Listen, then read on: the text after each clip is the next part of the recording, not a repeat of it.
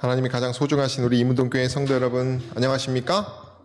네, 또 예배를 또 개인 성소에서 드리고 계신 우리 성도 여러분, 안녕하십니까?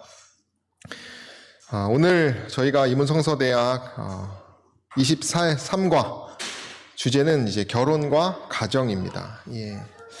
제가 애가 넷이 돼가지고 어딜 가서 제가 가정봉사부장이다 이렇게 말해도 설득력이 있습니다. 예.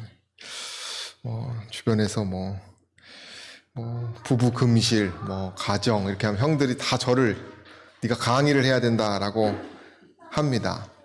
하지만 아는 것도 없고, 이렇게 애만 많을 뿐이지 저도 아직 부족해서 이 주제가 좀 더 저에게는 좀 더 어려웠습니다. 한편으로는 머리로는 쉽죠. 머리로는 할 말들이 많지만. 그래서 이 결혼에 대한 강의나 가정에 대한 강의는 결혼 전에 많이 해야 된다고 들었습니다. 결혼하면 내가 그것을 말한 것을 어떻게 할 수 없기 때문에요. 실천하기가 어렵기 때문에. 저도 이제 배우면서 부족한 부분이 있었습니다. 그러나 또 저희가 부족하다고 해가지고 또 옳고 또 진리를 또 우리가 외면할 수는 없죠, 그죠? 그래서 우리가 함께 겸손한 마음으로 검은 머리가 팥불이 되도록 하자고 하는 어떤 그런 가정의 진리를 통해서 우리가 교훈을 각자 알맞게 가져가시게 되기를 소망합니다. 오늘 추천 도서로는 우리 교리책과 핸드북, 그리고 우리 교과가 가정을 자주 다룹니다. 그죠? 2006년에도 다루고 최근 몇 년 전에도 다루고 이렇게 했었는데요. 각자 좀 가정에 대해서 고민하시는 어떤 그런 문제들이 있으시면 이렇게 교과 책들을 좀 살펴보셔서 우리가 원칙을 좀 잘 아는 것도 중요한 거거든요. 그래서 개인적으로 공부하시게 되기를 바라고요. 오늘 기본 교리에 나와 있는 우리가 결혼과 가정에 대해서 좀 살펴볼 텐데요. 이것은 이제 서론이고 나눠드린 유인물 또 파일로 보내드린 유인물을 통해서 이 서론을 좀 깊이 묵상하시는 시간 되시고요. 오늘은 이것을 좀 다 요약해서 함께 살펴보는 시간을 갖겠습니다. 네, 가정에 대해서 여러 학자들과 철학자들이 이렇게 얘기를 했습니다. 가정은 고달픈 인생의 안식처요. 모든 싸움이 자취를 감추고 사랑이 싹트는 곳이다. 가정에서 행복할 수 없는 사람은 어디를 가도 뭐 할 수 없어요? 행복할 수 없다. 가정이란 그곳에 가야만 할 때 너를 맞아들여 줄 수 있는 곳이다. 네. 행복한 가정은 천국의 지상 분점이다라고 말합니다. 성경은 인간 가운데 죄 많은 못나고 모자란 우리 인간들 삶의 가운데 하나님의 형상을 회복시키시기 위한 기본적인 환경이 가정이라고 말을 합니다. 그 가운데서 우리가 소속감도 느끼고요, 친밀함도 느끼고요, 사랑을 느끼고요, 그죠? 편안함을 느끼고 그렇게 살아간다는 것입니다.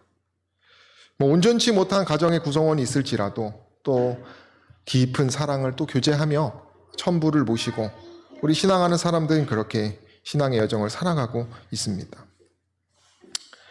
그래서 하나님께서 두 가지 수직적이고 수평적인 관계라고도 하는데요.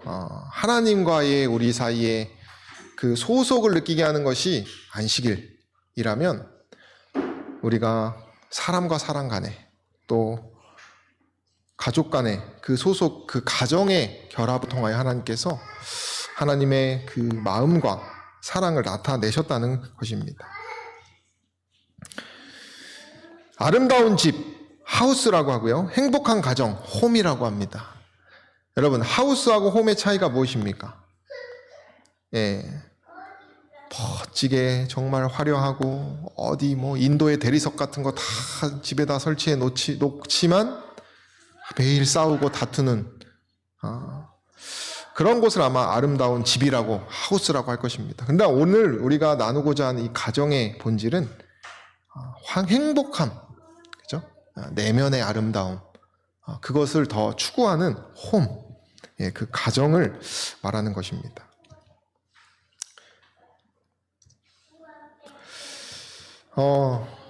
남자와 여자를 하나님께서 하나님의 형상으로 창조하셨다라고 말합니다.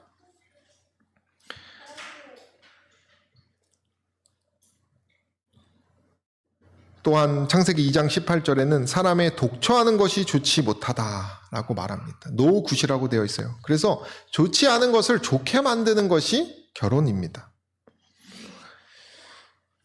그곳에서 그리스도의 원칙이 실현되고 또 가치가 한 세대에서 다음 세대로 전수되고 크나큰 행복이 깃드는 곳이기도 하지만 그만큼 또 심한 상처를 주는 곳이 가정이기도 합니다. 사실 하나님의 축복 중에 가장 으뜸이 되는 축복이 결혼이라고 합니다. 그러나 죄로 인해서 그런 것들이 많이 망가졌죠. 돕는 배필, 남자와 여자는 돕는 배필이라고 하는데 이것은 쉽게 말하면 가위 같은 것입니다. 함께 일을 하기 위해서 가위가 어떻게 돼요?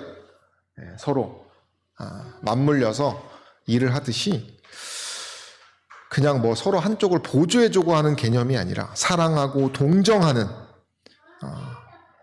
삼위 하나님의 그 관계처럼 남자와 여자가 함께 하나로 사는 것을 의미하는 것입니다.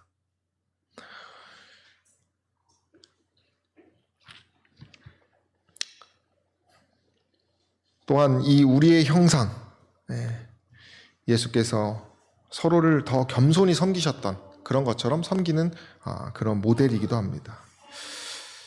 저도 결혼을 하고 좀 이제 뭐 6년 이렇게 이제 지나가고, 사실 저는 이제 연애를 5년을 했습니다. 연애를 5년 정도를 하고 중간에 한번 헤어지기도 했고 하나님의 은혜로 다시 만나서 결혼까지 되었는데 참 하나님의 은혜를 많이 느끼고 있습니다.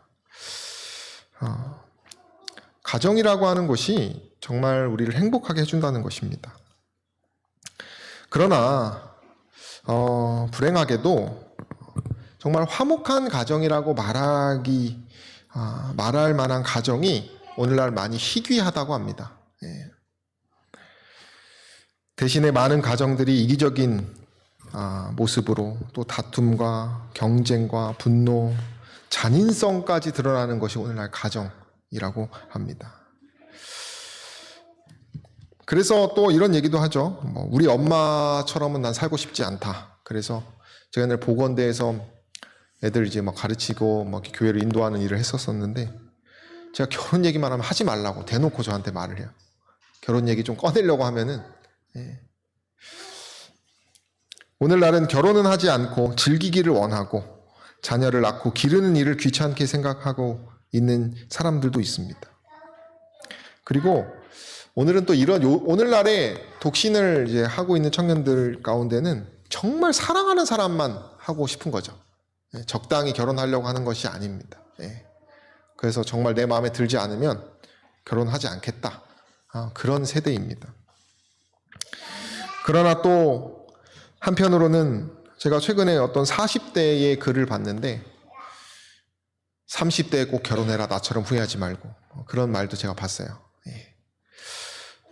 자신을 위해서 뭐 요즘 옛날에 욜로 뭐 이렇게 해서 현재를 즐기며 나를 위해 사는 삶을 얘기했는데 내가 욜로 하다 골로 갔다 그래가지고 뭐 후회하는 사람들도 등장합니다.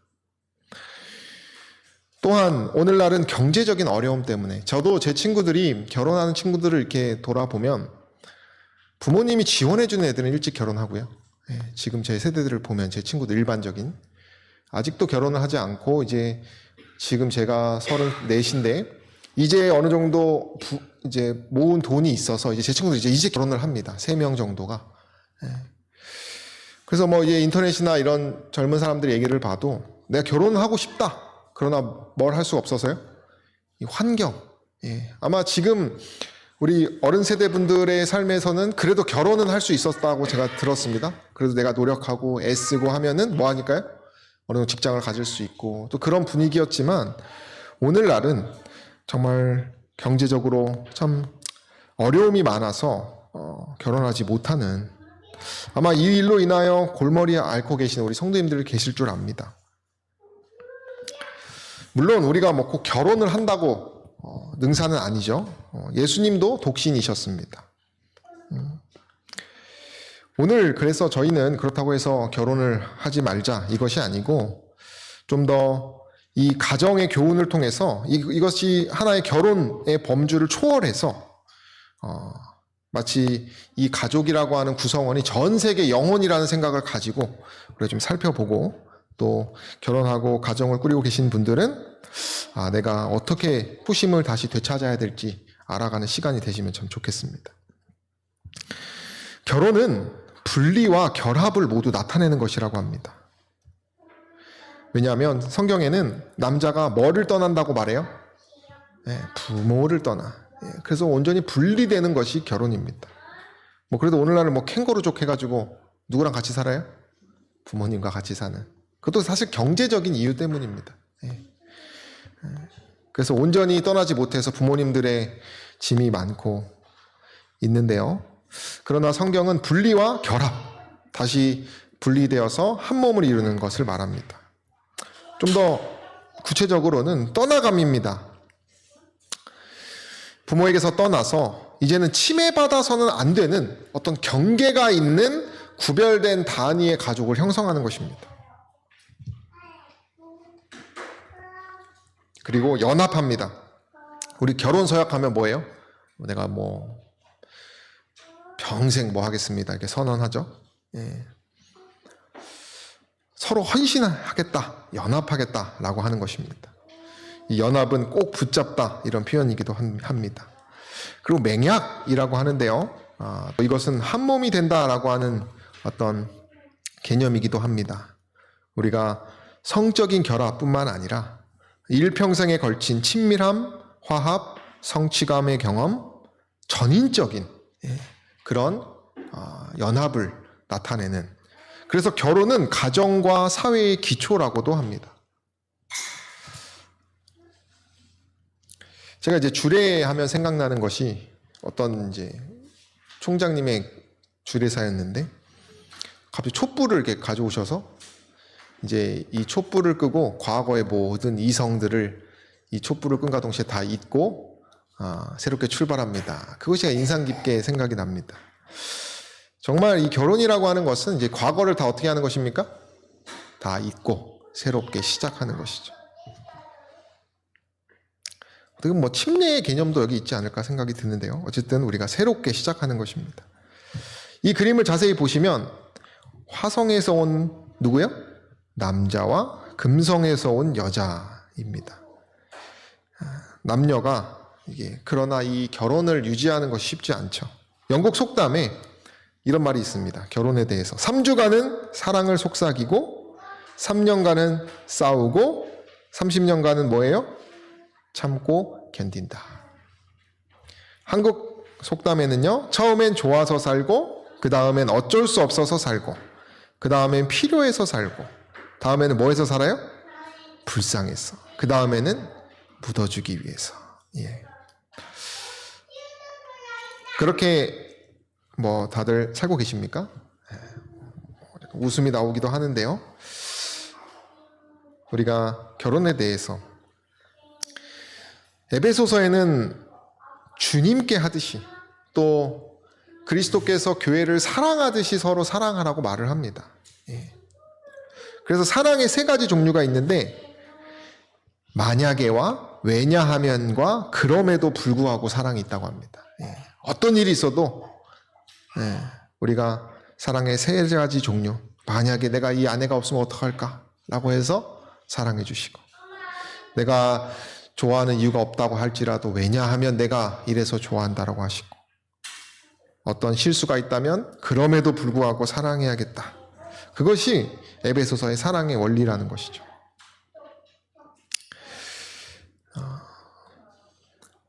우리가 아가페 사랑이라고 합니다. 그죠? 주님의 사랑을 가지고.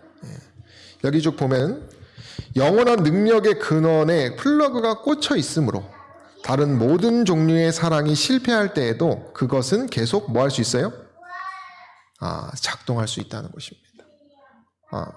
우리가 사실은 사랑하지 못하는 것은 영원한 근원에 우리가 마음을 두지 못하고 있기 때문인 것이죠. 완전히 항복하지 않은 것입니다. 우리가 성경은 하나님 그리고 예수 그리스도에게 항복하라고 말을 합니다. 또 결혼에 대해서 이제 한 몸이 됨 이제 개념에 대해서 이렇게 말을 하는데요. 믿는 사람들끼리 결혼하라고 성경은 말하고 있습니다. 그러나 현실적으로 재림교회에도 청년들이 남자가 많아요? 여자가 많아요? 여성들이 훨씬 열등이 많습니다. 예. 전도를 더 해야 되기도 하지만 그러나 또 방향은 성경은 이렇게 말을 하고 있다는 것입니다. 삼손의 경우도 삼손이 눈에 멀어서 뭐를 가벼이 여겼어요? 영적인 권위를 가벼이 여기고 들릴라에게 모든 비밀을 알려주었죠. 왜 불신자와 짝하지 말라고 성경은 강하게 말하냐면 이것이 어떤 강한 부정으로 우리에게 다가오는 것이 아니라 서서히 스며드는 것입니다. 예를 들면 제 친구가 결혼하려고 했던 한 여청년이 있었는데 여청년은 종교를 아주 싫어했어요. 예. 근데 이제 결혼 얘기를 오가면서 이런 얘기를 했다는 거예요. 나는 장모님이 내 자녀를 데리고 교회를 데려가는 것을 원치 않는다. 예. 그런 얘기를 한다는 것이죠. 예. 근데 이 친구가 사실 교회를 많이 다니는 친구는 아니었는데 그 말을 듣고 마음을 접었다고 해요. 예. 그래서 그래도 교회를 다니는 우리의 재림 진리를 아는 청년하고 다시 결혼을 했는데요. 서서히 뭐 하는 것입니까? 정말 불신자들, 호의를 가지고 있지 않은 그런 불신자들과 결혼하게 된다면 점점 스며들어서 뭘 자꾸 떠나게 된 것이에요? 진리와 예수 그리스도의 그 사랑에서 떠나갈 수밖에 없다는 것입니다.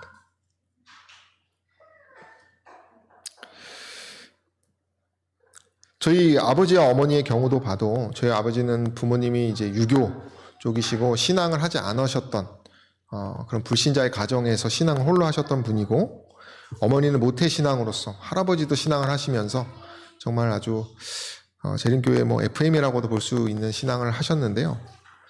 이게 제가 그분들의 가족들과 또 걸어가셨던 삶을 이렇게 돌이켜보면 저도 만약에 딸이 있다면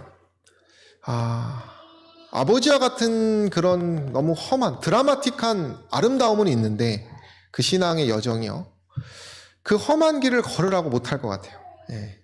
예, 어머니 가족이 오히려 더 평안하고 물론 똑같은 뭐 문제는 분명히 있습니다만은 어떤 뭐 술 문제라든지 여자 문제라든지 이런 것들은 많이 있지 않거든요. 어머니 쪽은. 그러니까 더 그런 생각이 들고요. 그래서 성경은 그런 신앙을 통해서 얻을 수 있는 우리가 유익에서 떨어질 수 있기 때문에 물론 더 강하게 말합니다만은 현실적으로 어려운 부분도 있기 때문에 제가 이렇게 좀 이렇게 돌려서 말하고 있는 것입니다. 성경은 신앙과 행위에 있어서 일치된 함께 걸을 수 있는 사람들을 말하고 있습니다. 함께 섬 이것은 서로에게 완전한 충성을 갖는다는 거예요. 그러나 오늘날은요 부부끼리 핸드폰 문자라든지 비밀번호를 공유하지 않는다고 합니다. 사생활을 보호해 준다고 해요. 그게 더 이게 센스 있는 부부라고 하는데 사실은 모든 것을 다 공유할 수 있는 그런 관계여야 한다는 것입니다. 육체의 물질적 소유뿐 아니라 생각과 감정, 기쁨과 고통과 희망과 공포와 성공과 실패 모든 것 영과 혼이 다 하나가 되면서 또 다른 사람으로 지내는 것을 결혼이라고 한다는 것이죠. 친밀성은 우리가 부부에 대한 애정을 말하는 것이죠. 영적으로 경험할 수 있는 가장 육체적으로도 가까운 행위를 할 수 있기도 하고 가장 영예롭고 즐겁고 아름다운 장소가 또 서로가 사랑을 하는 그런 장소라고 하죠. 아주 신성한 연합을 우리는 말하고 있습니다. 그러나 오늘날은 스트레스가 너무 많아서 또 육체적으로 어떤 성관계를 하지 않는 부부들이 아주 많다고 하죠. 예. 여러 문제들이 많아서 오늘날은 사회에 그게 큰 문제가 되는데 한국이 2위인가 한다고 합니다. 예. 한국은 그래서 어떤 가정의 화목보다는 아까 말씀드렸지만 가족, 집의 아름다움, 그죠? 자녀의 교육의 화려함, 이런 것을 더 쫓는 것 같아요. 부부 사이의 어떤 친밀한 감정보다도 남들에게 보여주기 위한 그런 거죠. 예. 우리가 그것을 회복해야 한다는 것입니다. 아까도 말씀드렸지만 성서적 의미의 사랑은 그리스도의 사랑입니다. 뭐 제가 이제 아무래도 가정 얘기를 하다 보니까 제 부모님들 얘기를 할 수밖에 없는데, 저희 아버지보다 어머니가 더 사랑으로 많이 하시는 것 같아요. 제가 이렇게 돌이켜보면. 근데 이제 어머니가 서예를 많이 하셨는데, 서예로 제가 아직도 생각나는 것이 사랑은 오래 참고, 딱 이 단어만 쓰셨던 기억이 나요. 네. 지금도 화목하고 따뜻한 가정이 되기 위하여 어머니가 많이 애쓰시는 모습을 제가 봅니다. 아버지도 마찬가지지만요. 그러나 오늘날은 내가 화목하고 따뜻한 가정이 되는 것을 만들려고 애쓰진 않으면서 그저 내가 처한 불행한 환경과 내가 결혼을 잘못했다라고 하는 그런 부정한 생각만 하루 종일 하면서 불행하게 살아가고 있는 많은 사람들이 있다는 것입니다. 제가 병원에서도 한 의사였는데, 의사의 이제 어머니죠. 그분이 이제 입원하셨었는데, 그 아들이 맨날 하는 소리가, 이제 이혼을 했는데 엄마가 이 사람하고 결혼하라고 하지 않았냐. 그 말을 항상 한다는 거예요, 자기를 보면. 근데 그때 엄마가 누구랑 결혼하고 하려면 장로교에 아주 유력한, 행정적으로 아주 권위 있는 집안의 딸이었다고 해요. 그래서 이제 엄마가 결혼하라고 부추겼던 것 같은데, 그러나 사실 다 결혼한 한 입장에서 어머니 탓한다는 것은 뭐예요? 성숙하지 못한 태도죠. 그죠? 그렇게 부정적인 것만 가진다면, 제 주변에 보면 양심의 유산을 꿋꿋이 지키며 살아가고 있는 가족이 있어요. 교회를 다니진 않지만 마찬가지로 우리가 뭐 환경적으로는 뭐 부의 어떤 어려움이 있다 할지라도 우리는 믿음의 유산은 가질 수 있다는 것입니다. 그죠? 그래서 우리가 이 믿음의 유산을 결코 놓쳐서는 안 된다는 것이죠. 그래서 어떤 분이, 저희가 대학원 제가 1년을 다녔었는데, 믿음의 가정들은 자녀를 많이 낳아야 된다 이렇게 말하기도 하고, 이 믿음의 유산에 대해서 많이 강조하셨던 한 장로님이 계셨어요. 우리가 이 믿음의 유산을 잃지 말아야 하는 것입니다. 이 믿음의 유산은 그리스도의 사랑으로서 나타나게 되죠. 고린도전서 13장에 부부의 사랑으로 또 잘 나타내 있습니다. 그래서 우리가 더욱더 이 부분에 대해서 생각해 볼 필요가 있습니다. 개인적 영적 책임에 대해서 말을 하는데요. 최악의 순간에도 마지막 말은 하지 말라고 합니다. 제가 보니까 결점의 무덤이 되라는 말이 있어요. 아내와 남편은 서로에 대해서. 근데 뭐 제3자에게 누구의 결점을 말해요? 남편의 결점을 말하고 아내의 결점을 막 말해가지고 속 시원하게 하는 것, 그런 경우가 종종 있는데, 더 성숙한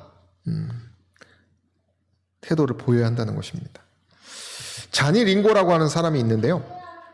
남태평양 키니와타 섬에 진기한 결혼 풍습이 있다고 합니다. 그것은 결혼을 앞둔 처녀의 값이 소 마리의 수로 결정된다고 합니다. 그러니까 결혼하려면 이제 이런 남자가 와서 여자를 사는 건데, 소가 많으면 많을수록 누가 가치가 높은 것이에요? 아내의 가치가.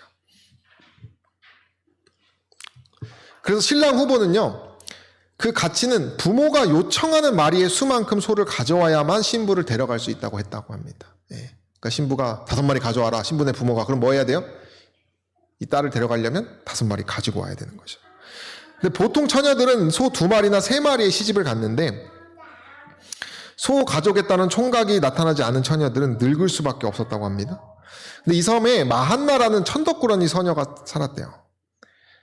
가난한 집에서 보잘것없이 자란 이제 마한나의 부모는 걱정하면서, 야, 너 같은 것을 누가 데려가겠냐. 소 1마리 준다는 사람만 있어도 다행이다. 그래서 1마리를 딱 했다고 해요.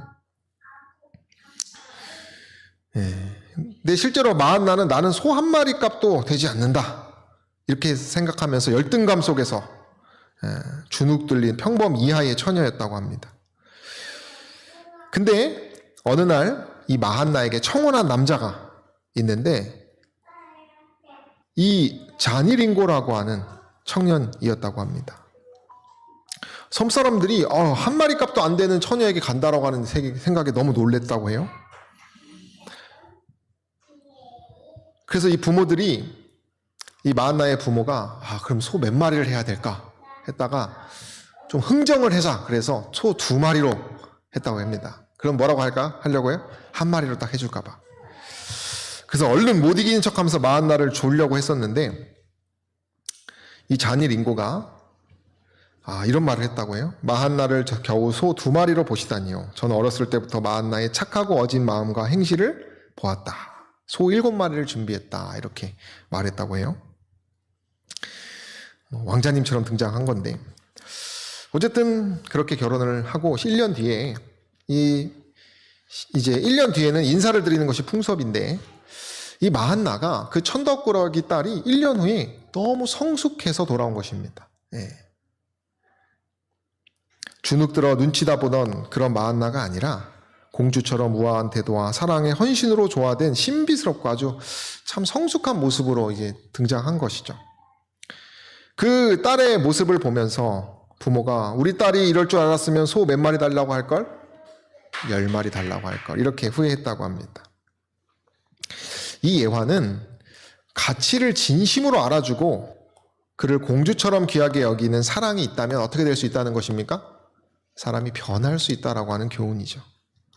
그러니까 사실 우리가 그 사람의 가치를 폄하하는 것이 아니라, 정말 빠른 길은 뭐예요? 너희가 대접을 받고자 하는 대로 대접을 하는 마음처럼 못난 것을 먼저 말하는 것이 아니라 좋은 점을 더 사랑으로 살펴보는 것이 중요하다는 것이죠. 결국 사람을 바꾸는 것은 사랑밖에 없는 것입니다. 이것이 예수 그리스도의 아가페 사랑입니다. 아내의 마음은 남편의 결점들을 위한 무덤이 되어야 하고, 남편의 마음은 아내의 결점들을 위한 무덤이 되어야 한다라고 말해주고 있어요. 이것을 실천하시는 우리 부부가 되시기를 바라고요.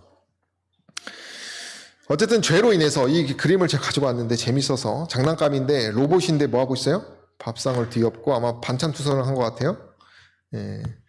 분홍색 로봇이 하얀색 로봇을 이렇게 패려고 하는 모습인데, 결혼 생활에 이제 참 에덴에서는 아름다웠지만 죄로 인해서 저주를 받죠. 그래서 하나님과의 관계가 떨어지고, 회개하는 것이 아니라 하나님을 부끄럽게 만들고, 그죠?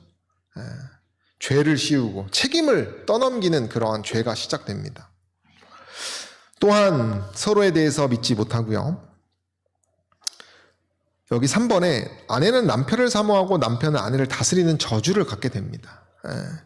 제가 이번에 알게 됐는데, 영감의 글에 보면 오늘날 여성들의 인권이 많이 무너졌죠, 그죠? 역사적으로나 남자들이 지배하고 있는데, 그것이 저주라고 말합니다. 왜 저주가 된 이유는 뭐냐면, 하와가 맨 먼저 범죄했기 때문이다, 이렇게 기록되어 있습니다. 여성을 제가 이렇게 지목하는 것이 아니라 남자는 마찬가지죠. 가정을 부양해야 하는 그러한 저주를 받았죠. 죄로 인해서 이 세상이 많이 망가진 것입니다. 또한 자아 중심주의가 있어요. 오늘날은 조론이라고 있습니다. 결혼한 사람들이 자신의 삶을 위해서 사는 것입니다. 이 사실 성경의 결혼의 개념이 이제 그들에게 있지 않은 것이죠. 너무 가벼워진 것이죠. 또한 결혼하지 않으려고 하는 에서가 이방 여인들과 결혼했는데, 외모와 세속적인 매력에 끌려서 이방 딸 둘을 취했다고 말합니다. 그 일로 인하여 쓰디쓴 근심을 가졌다라고 말합니다. 우리가 이 어떤 문제가 있을 때 이러한 죄로 인해서 우리가 이런 원인들을 잘 생각하면서 행동해야 할 필요가 있는 것입니다. 쓴 경험을 우리가 굳이 할 필요 없어요. 우리가 할 수 있다면 최선을 다해서 애쓸 필요가 있습니다. 근데 이런 내가 그래도 잘할 수 있어 라고 한 사람들은 어쩌면 하나님 의지하지 않고도 내가 잘 먹고 잘 사니까 이런 마음이 있을 거라고 생각합니다. 그러나 우리가 오늘 다시 한번 생각해 볼 필요가 있는 것이죠. 삼손에 대해서 이렇게 얘기합니다. 삼손이 어쨌든 그의 생애가 아름답습니까? 불행합니까? 전 생애를 보면 어둡고 안타깝죠. 그죠? 예. 근데 여기 이렇게 말합니다. 만일 삼손이 거룩한 부르심에 충심했다면 그가 명예를 얻고 높임을 받는 가운데서 하나님의 목적이 성취되었을 것이다 라고 말합니다.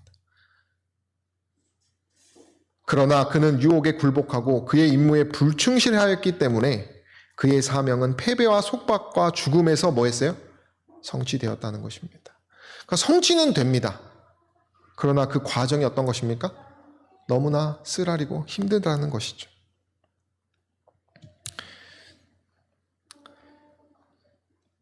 우리가 지혜가 필요한 것입니다. 쓰라리게 하는 여러 문제들이 발생됩니다. 이건 시간 관계상 제가 간단하게 말할 건데요. 일부 다처제가 있죠. 예. 야곱도 고생했고요. 아브라함도 고생했고요. 아내가 더 많아가지고 더 고생을 했습니다. 일처 다부제도 마찬가지죠. 음행과 간음, 서로를 속이고 신뢰를 깨는 그런 문제가 있습니다. 그리고 자녀들이 다 상처를 받고요. 사생화가 있고요. 성병이 나타나고 여러 일들이 있죠. 또 불순한 생각이 나타납니다. 성경은 외적인 행위뿐만이 아니라 우리가 생각하는 것까지도 높은 표준을 제시하죠. 왜냐하면 우리의 생각이 오염되면 뭐도 오염되는 거기 때문에 그래요. 행동이. 우리는 예수 그리스도 말고는 우리가 회복될 길이 없습니다. 예수 그리스도를 믿어야 한다는 말을 하는 것입니다. 근친상간이죠. 이거는 말하기도 정말 기분 나쁠 정도로. 그러나 오늘날 정말 짐승과 같은 아비가 있습니다. 그 신성한 경계성을 침범하는 짐승과 같은 하나님에 대한 믿음이 파괴되는 이유가 있고요. 이혼도 있죠. 바리새인들은 합법성을 주장했습니다마는 예수께서는 본래는 그렇지 않다고 마태복음 19장 8절에 반박을 하셨습니다. 그러나 우리가 잘 알아야 될 것은 우리가 이혼하는 것에 대해서 손가락질하기도 하는데 사실은 남에 대해서 우리가 너무 관심을 끄고 내 스스로를 잘 지켜봐야 합니다. 나 자신이 이기심은 우리가 더 살피지 않으면서 남들 어떤 결혼이 파괴된 것은 더 관심이 많은 것 같아요. 그래서 성경은 쓴뿌리를 없애서 회개하여 그것을 돌이키라고 말을 합니다. 또한 동성애가 있죠. 퀴어 축제, 어떤 스포츠 스타가 동물들을 보라, 수컷끼리 성관계를 하지 않는다 이렇게 말을 했다가 아주 몰매를 받았습니다. 인터넷에서. 그래서 그가 사과했다고 들었는데요. 성경은 이 동성애를 아주 크게 비난하고 있습니다. 그러나 사회는 그렇지 않죠. 여기 동성애에 대해서 죄로 인해서 성도착이라는 현상까지 일으킨다는 거예요. 죄가. 이성에 이끌리는 자연적인 성적 경향이 도착되어서 다른 사람에게, 이성이 아닌 동성에게도 이끌리는 현상을 나타낸다고 합니다. 죄는 이런 여러 문제들을 나타냅니다. 마태복음 15장 19절은 그래서 이렇게 말합니다. 마음에서 나오는 것은 악한 생각과 살인과 간음과 음란과 도적질과 거짓 증거와 회방이다. 룻이 아는 것은요, 룻과 나오미를 우리가 좀 살펴보면 나오미의 하나님밖에 알 것이 없었어요. 그죠? 마찬가지로 세상은요, 그리스도인들을 통해서만 하나님을 알 수가 있습니다. 그래서 우리가 좀 더 우리의 먼저 된 사람들로서, 믿는 사람들로서 죄에서 의가 드러나고 또 용서와 회복이 되는 그런 사랑의 능력이 나타나는 삶을 살아야겠습니다. 그래서 우리가 많은 사람들에게 이런 수많은 하나님의 이상이 깨어진 세상 가운데서 우리가 당당하게 또 하나님의 사랑과 정의를 지킬 수 있다고 생각합니다. 결국 건강한 생각, 건강한 가정을 통해서만이 우리가 논리를 이길 수가 있고 질서정연한 가정을 통해서만이 오늘날 세상에서 우리가 빛의 역할을 할 수 있다는 것이죠. 그래서 우리가 더 이 결혼에 대해서 생각해 볼 필요가 있는 것입니다. 더 이 결혼을 공고히 하는 저 여러분 되시길 바라고요. 이제 가정, 이제 부모와 자녀에 대해서 좀 얘기를 할 텐데요. 남편으로서 아버지로서 가정의 머리와 제사장으로서의 책임을 다한다고 합니다. 우리가 아버지를 허스밴드라고 하죠. 근데 이것의 어원이 하우스밴드라고 해요. 집을 뭐 하는 것이에요? 이게 연결해주는. 어머니는 가정의 여왕, 자녀 양육의 최고의 임무를 가지고 있습니다. 이 아내의 어원이 안해라고 합니다. 아내 해양, 아내 태양. 집을 밝게 따뜻하게 비추는 그런 모습이죠. 그리고 영감의 글에는 이렇게 말합니다. 실제적인 게 어떤 것이냐. 말과 행동에서 이 가정을, 아내와 남편은 사랑을 나타내야 한다고 합니다. 이 사랑 나타내는 것을 막 터부시하는 경향이 있는데 그런 것이 아니라 딱딱한 태도를 취하지 말고 표현하는. 결혼 50주년 금혼식에서 신문 기자가 한 할아버지한테 물어봤대요. 어떻게 50년 동안 이렇게 행복하게 살아오셨습니까? 라고 했더니 자기가 회중시계를 딱 꺼내면서 이거 장인어른이 자기 준 건데 여기에 장인어른의 한 진리가 있습니다. 이렇게 말했대요. 그 조언이 뭐냐 이렇게 물어보니까 뚜껑에 자네 마누라에게 뭔가를 칭찬해 주게나 이렇게 써 있었대요. 그래서 이 남편은 그것을 계속 뭐 한 거예요? 실천한 것이죠.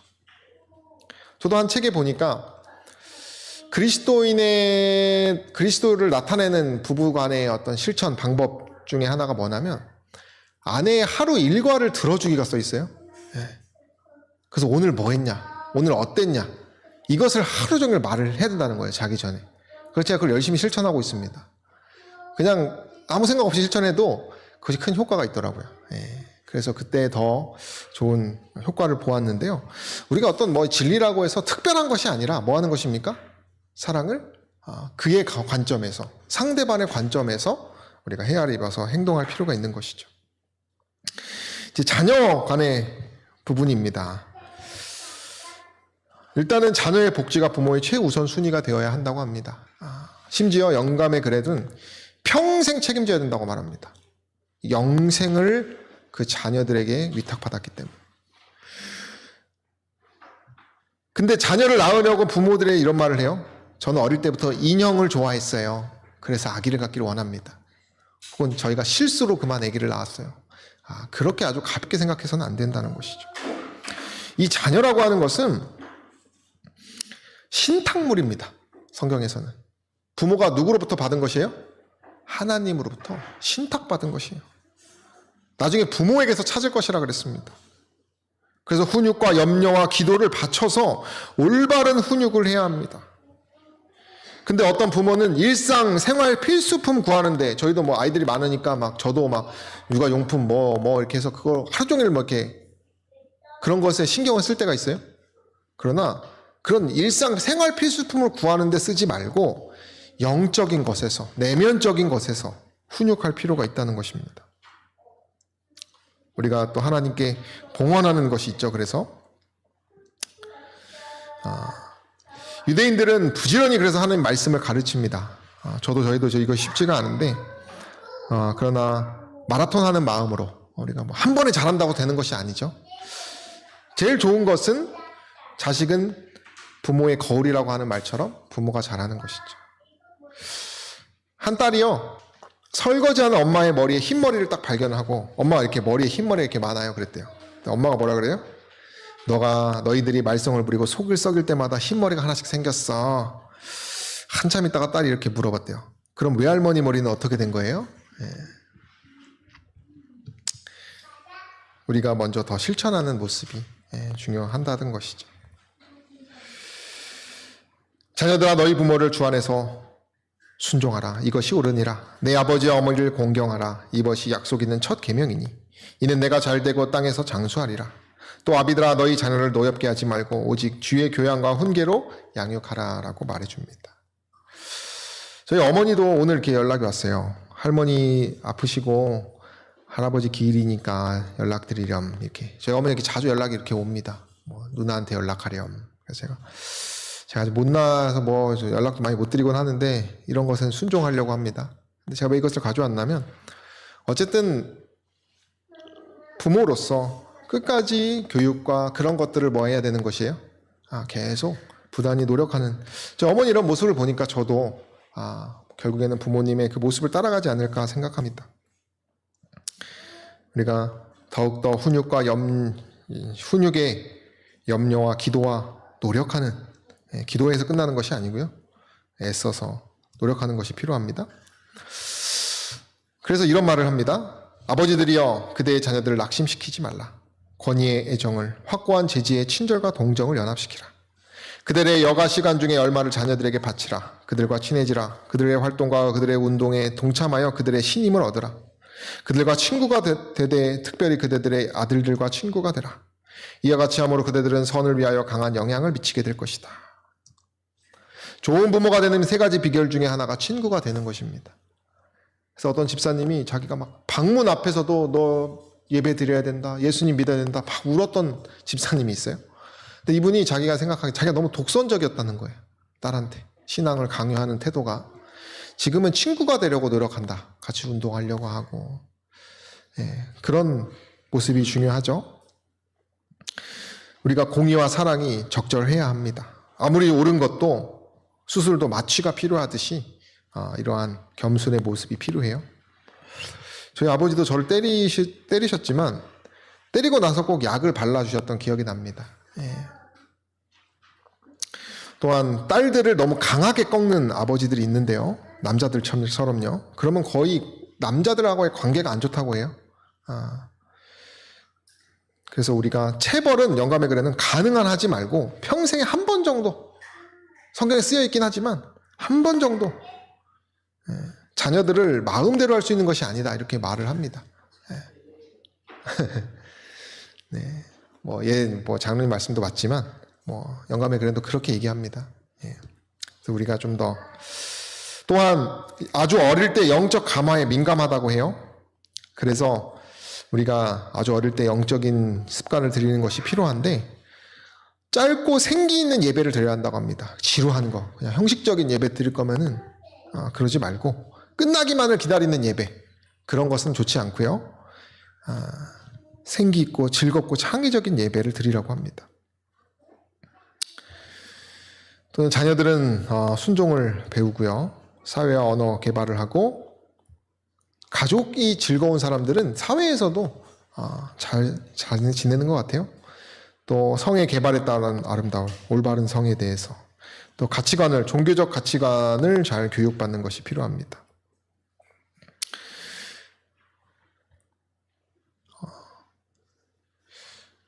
이런 보상을 받은 한나가 있죠. 그죠? 선지자 사무엘의 생애 초기 3년 동안 그의 어머니는 그가 선한 것과 악한 것을 분별할 수 있도록 조심스럽게 그를 가르쳤다.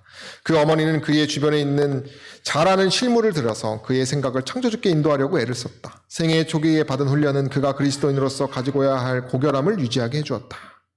한나가 받은 보상이 얼마나 놀라운가. 자녀는 화살통의 화살촉이라고 하잖아요. 그죠? 그러니까 정말 잘 자란, 정말 신실하게 자란 자녀를 보는 것만큼 보람되는 것이 없었을 것입니다. 물론 우리가 실패할 수도 있어요.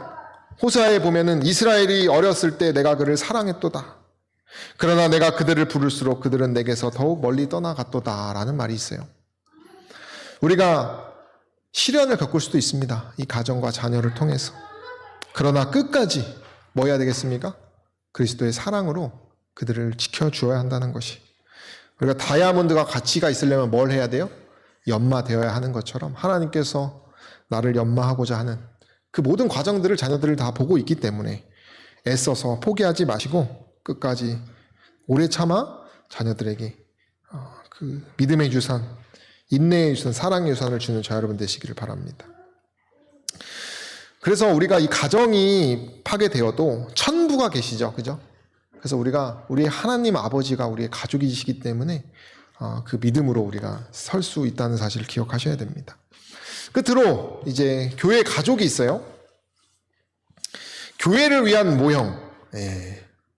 그것이 가족인데요. 사실은 우리가 가족들의 가족이 교회라고 합니다. 그죠? 우리 교회에서도 홀로 계신 분들이 오시기도 하고, 여러 소속감을 느끼기도 하고, 또 함께 축제를 벌이기도 하고, 또 침례를 통해서 뭐도 해요? 새로운 생명이 태어나는 어떤 그런 축제도 하고요. 어떤 집사님은 교회에 오는 게 인생의 낙인 분들이 계세요. 바로 그런 것이죠. 교회의 모습이 그런 것입니다. 헌신적 조화로움, 어떤 헌신의 조화로움과 격려받는, 성장을 격려받는 교회의 분위기들. 물론 교회의 성도들로 인해서 실망할 때도 있지만 교회라고 하는 곳은 쉼과 치유와 사랑의 체험을 하려고 하는 그런 공간이라는 것이죠. 그래서 에베소 2장 19절은 그러므로 이제부터 너희가 외인도 아니요 손도 아니요 오직 성도들과 동일한 시민이요 하나님의 뭐라 말합니까? 권속이라 이렇게 말해요. 우리가 이런 하나님의 가족들로서 가족 중에 가족이 되려면 내가 잘나서 되는 것이 아니라 그리스도 앞에서 우리가 무릎을 꿇고, 그죠? 겸손으로 그리스도의 마음을 가질 때,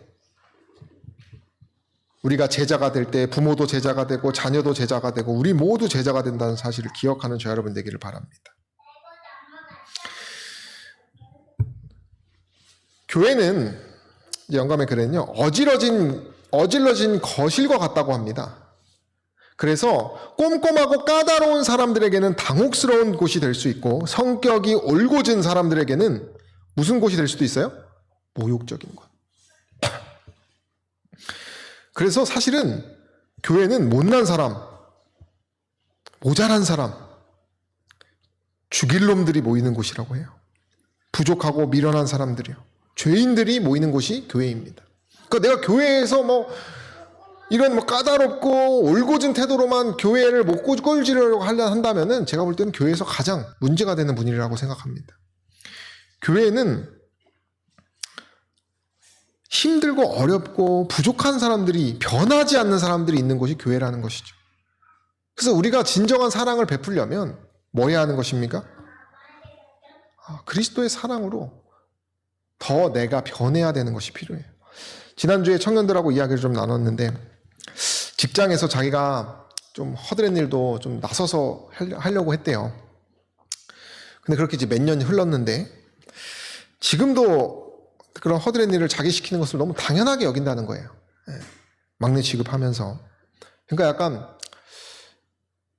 좀 이렇게 속된 말로 현타가 왔다고 해요. 그 사람들이 너무 당연히 여기는 것이죠. 교회에도 보면 일하는 분들만 일을 해요. 보면 노른자만 쏙 빼먹고 가는 분들이 있고, 그죠? 설거지도 보면은 항상 설거지 뭐 하는 사람만 해요? 하는 사람만. 어디나 똑같죠. 그러나 우리가 그런 설거지를 하는 마음을 갖고 있는 사람들이라면 그 사람들이 바뀌지 않는 것에 대해서 우리가 쳐다볼 것이 아니라 뭘 쳐다봐야겠어요? 그리스도를 바라봄으로써 우리의 마음에 기쁨을 누려야겠습니다. 믿음의 가정들에게 착한 일을 하라는 갈라디아서 6장 10절의 말씀을 따라서 우리가 더욱더 그리스도에게 나아가는 그런 모습이 필요합니다. 우리가 부부관계에서 흔히 설거지하고 밥상 차리고 그런 여러 자질구레한 일들이 있죠. 그래서 비천한 일이라고 해서 오늘날은 많이 하지 않으려고 하는데, 여기서 이렇게 말합니다. 비천한 일일지라도 그들의 사명을 행하는 일에 있어서는 마치 가브리엘이 선지자들에게 보냄을 입은 것과 똑같이 확실히 하나님의 사업을 행하고 있는 것이다 라고 말합니다. 그러니까 우리가 교회에서나 가족에서나 우리가 하고 있는, 저는 그렇게 생각합니다. 설거지를 더 많이 하려고 하는 사람이 많은 교회가 부흥하는 교회라고 믿습니다. 그죠? 가족도 마찬가지죠. 남편이든 여성, 아내든 상관없이 내가 이 비천한 일을 정말 감사히 여기면서 하는 사람, 그런 가정을 만들려고 하는 사람이 있다면 그 가정은 하나님께 사랑받고 남들에게 칭찬받는 그런 온전한 가정이라고 믿습니다. 그리고 저와 여러분들이 그런 가정을 꾸리는 저와 여러분 되시기를 바라고요. 제임신도의 가정이 있어요. 우리 함께 읽고 마치도록 하나 이야기만 하고 마치도록 하겠습니다. 함께 읽겠습니다. 그대가 시작. 그대가 가정생활에서 처신하는 그대로 하늘책에 기록된다. 하늘에서 성도가 되기를 원하는 자는 먼저 자기 가정에서 성도가 되어야 한다. 우리가 기준이 없는 이 세상에서 오늘 배우신 이 진리를 통하여 하나님과 연합하여서 이 가정에서 하는 태도로 하늘책에 기록된다는 이 두렵고 떨림의 진리를 믿으셔서 우리가 돌이키고 또 회복하는 저 여러분 되시기를 바랍니다. 끝으로 초등학교 2학년 한 아이의 질문이 있어요. 내가 조사한 직업 엄마. 대답해 주신 분 엄마. 질문. 엄마라는 직업이 힘이 들지 않습니까? 답변 뭐예요? 아니요, 즐겁습니다. 어떤 때 가장 좋습니까? 엄마가 해준 밥을 맛있게 먹을 때. 그럼 어떤 때 가장 싫습니까? 라고 아이가 물어보니까 엄마가 뭐라고 대답했대요? 자기 할 일을 하지 않을 때. 지금 직업이 마음에 듭니까? 네, 마음에 듭니다. 언제 보람을 느낍니까? 아이들이 건강하고 씩씩하게 자라는 모습을 볼 때. 이게 아이가 이렇게 엄마를 질문 답변을 했다는 것이 엄마라는 직업. 시급도 없는 엄마의 직업이죠. 조사를 하고 난 후 알게 된 점이나 느낀 점을 이 아이가 이렇게 썼습니다. 엄마라는 직업은 참 뭐예요? 멋있다. 어머니의 마음이 그리스도의 마음을 가장 닮았다고 하죠. 그죠? 우리가 그래서 시어머니가 아니라 어머니의 마음으로 우리 모두를 가정을 또 교회를 또 혼자 채우기를 바라시는 분은 어머니 같은 우리 그리스도의 십자가를 더욱더 바라보셔서 우리가 멋있다라고 하는 이 순수한 말처럼 하나님께 영광을 얻고 영광 돌리는 저 여러분 되기를 바라며 말씀을 마치겠습니다. 오늘 기도하는 시간을 가질 텐데요. 지금 각종 질병으로 우리 좀 어려움을 갖고 계시는 우리 성도님들 계시죠? 특별히 신용기 장로님은 어지럼증을 갖고 계시고 조옥자 집사님은 중환자실에 지금 계십니다. 이만식 장로님은 지금 몸살 감기를 겪으셨고요. 또 우리 김철호 우리 선생님 아시죠? 그분이 이제 18일에 위암 수술을 받는다고 합니다. 또 우리 정성민 집사님 며느리도 또 출산 이후에 또 회복이 있기 때문에 그 회복을 위해서도 함께 기도해 주시면 좋겠습니다. 또 두 번째로 성전 건축을 위해서 기도해 주시고요. 그리고 이제 전도회를 위해서 특별히 구도자와 장기 결석자 우리 보고 싶은 우리 식구들 있으시죠? 그들을 위해서 참여할 수 있도록 기도하시는 시간을 갖겠습니다. 기도하겠습니다.